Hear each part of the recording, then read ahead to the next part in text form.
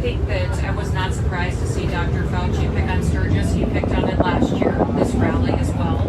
And, honestly, I wish he cared as much about the southern border and what we have going on there with the amount of COVID virus cases that are coming across that border that are not being isolated and taken care of.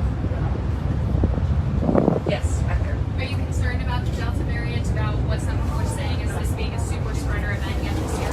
We are continuing to watch the virus just like we always have, making sure that we're focusing on hospital capacity should we need that. We have plenty of capacity today, and continuing to give information to people that they need to make the best decisions for their families. How long have you been riding a motorcycle? Go back here and then I'll go to you. Sorry. So how do you balance, the health and safety of your citizens, but also the health of South Dakota's economy, having tourism, having this event? Well, it really comes down to what my authority is. I don't believe that governors have the authority to tell people that they have to shut down their businesses, that they have to shelter in place, and then to pass mandates on that should be used for personal responsibility. And I've told the folks in South Dakota all the time that I would give them all the information that I have to protect their health, give them the science and the facts and the data, and then let them have flexibility as well to make the best decisions for them, their families, and their businesses. How long have I been riding motorcycle? I used to ride motorcycle a lot about 20 years ago. And then my husband Brian said he wanted me to wait until the kids were old enough to raise themselves. So I rode on a ride a few years ago. Haven't ridden for 2 or 3 years until a few days ago. So a couple days ago I got warmed up again. Right on. Yep. Good to see you out. Yeah, thank you. Yes, Mark. Do you feel like your approach has been successful? You've been criticized for your approach in the way you're handling the pandemic, and I know something you pointed to were other states who put in different mandates or different, whether it's masks or closing down businesses, and you point to you've done none of that, and yet some put as numbers on your states. Do you consider your approach to be a success? I consider my approach to be the right approach. I think every governor should have used the same approach that I used because it was truly one of not overstepping my authority. When leaders overstep their authority, especially in a time of crisis, that's really when we break this country.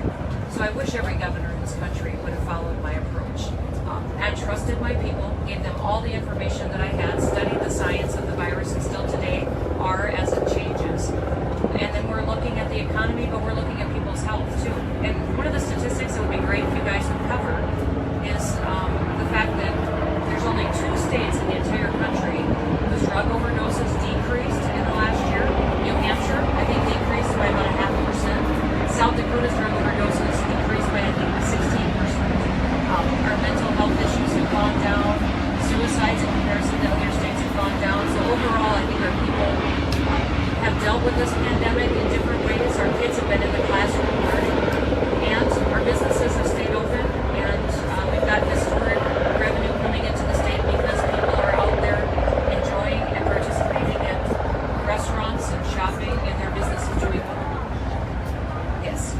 Just to follow up on what I asked before, so one of our sources is saying that this group of vast majority of educators submitted this document that they view as apolitical, and they're afraid the Department of Education is going to politicize it, and this is again a social studies standard. So that's all speculation, and it's all a little ridiculous, honestly. So what you can judge us on is the final product. The reason things are drafts is because it's a working draft, and we're bringing everybody to the table, taking input. We're going to make sure we have the best product that teaches history, civics, curriculum, and to our students in the K-12 system. And that's why it's still a draft. Yes. Yes, the ethanol industry, the Renewable Fuels Association, has been a sponsor here for the rally, the chip, the legend ride, to educate motorcyclists about ethanol. What do you think about that promotion? I'm talking a little bit about how important ethanol is to the state of South Dakota. Oh, I mean, ethanol is critical to our economy. It's a big part of our state. I've worked on legislation to promote renewable fuels for many years in the state legislature, in Congress, and now as governor. It's a priority of my administration and is a part of the platform that I talked about implementing. So that promotion is fantastic to have here at the rally. What I would like to see is more of a focus on American energy, diversified American energy, and ethanol is a big part of that. Yes. Speak on with any sort of local government officials. Last year when the rally happened, and they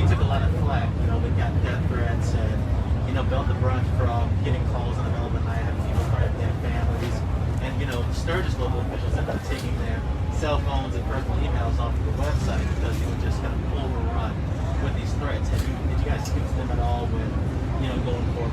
We're always in constant communication with local officials, and that is one of the things that has been hard the last couple of years, is to see the constant divisiveness and people going after each other. In virtually every speech I give, I talk about us having conversations again and talking to each other, taking the anger and the emotion out of those discussions. And I'm hopeful that here in South Dakota, people will recognize that we have wonderful people who welcome them to their state, and that our local officials are the closest to our people, and they're the ones who are leading locally, and we appreciate all that they do.